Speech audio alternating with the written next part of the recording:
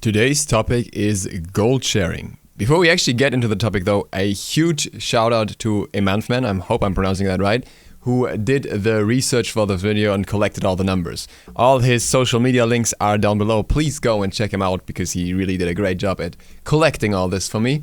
And I basically just tell you about it now. So he wanted me to deliver that information to you so you guys know about it and you can prioritize gold sharing a little more and stuff like that. And that's what we're gonna get into here.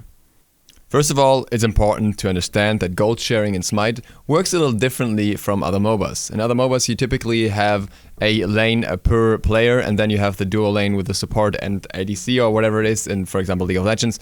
And in that lane, you get some different items for the gold sharing. In other MOBAs, like Heroes of the Storm, gold is completely irrelevant. So Smite is a bit unique in how it works.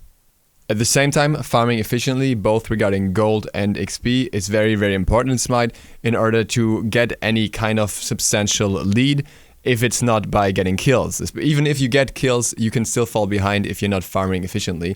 And the efficiency is obviously increased by sharing properly.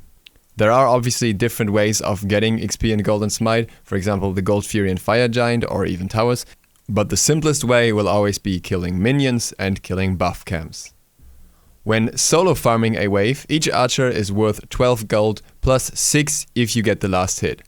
Each melee minion is worth 17 gold plus 8 if you get the last hit. Therefore, last hitting every minion in a wave, which would be 3 archers and 3 melees, would grant you 129 gold. This is generally how it works in solo lane, where the farming is usually limited to one player unless you have a rotation coming in.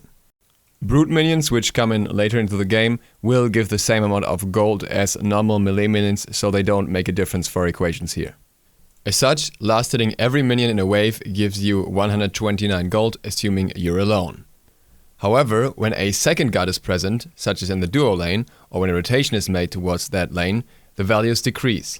Each archer becomes worth 6 gold plus 3 for the last hit, so exactly half of what it usually offers, and each melee minion becomes worth 8 gold plus 4 for the last hit.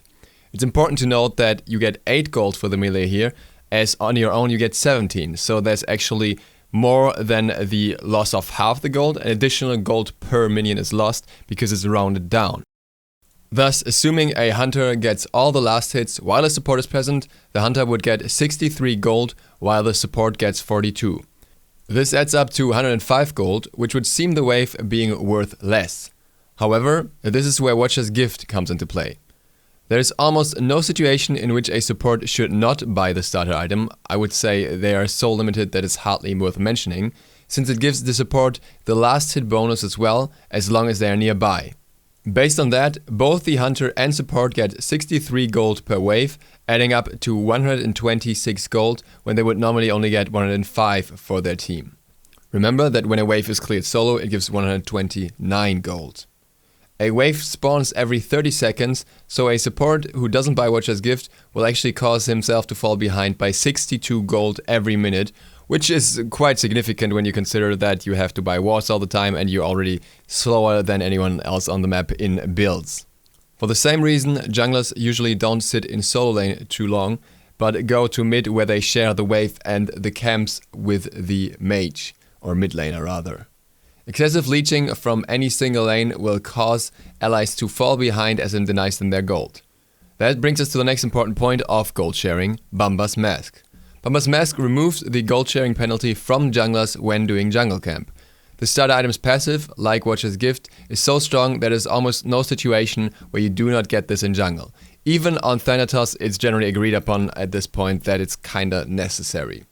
Every jungle camp will be 100% value to the jungler with this item, so he doesn't take any gold penalty whatsoever from sharing his camp with his teammates.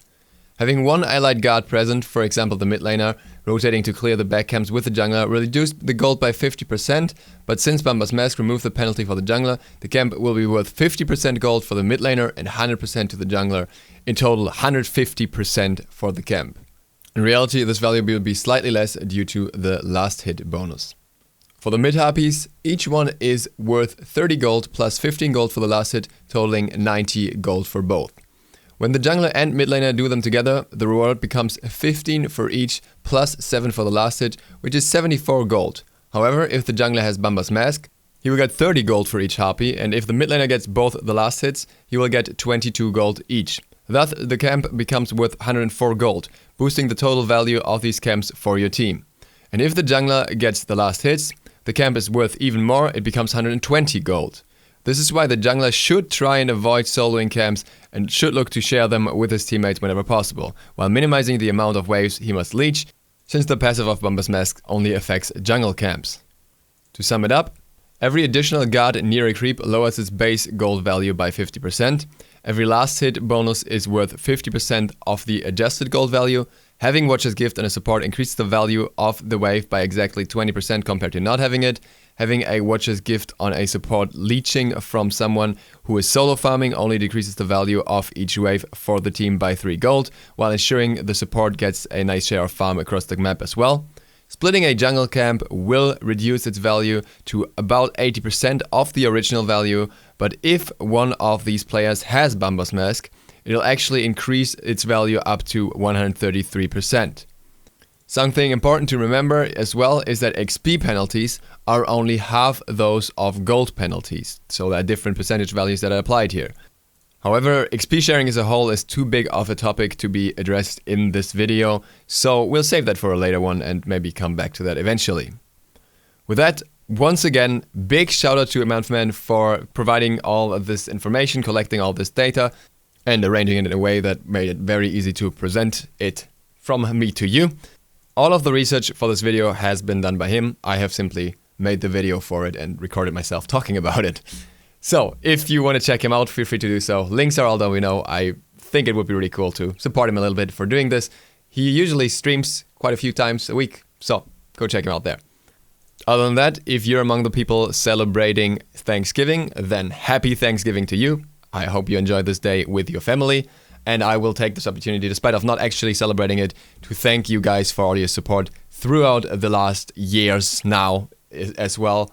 It's been great so far, it's been a great journey. I hope we just continue this way. I will not keep on talking much more about this here. I think I would just drag it on too much, but thank you so much. It really, really means a lot to me. With that, thank you guys for watching. Hope to see you for the next one tomorrow. Duke Sloth, out.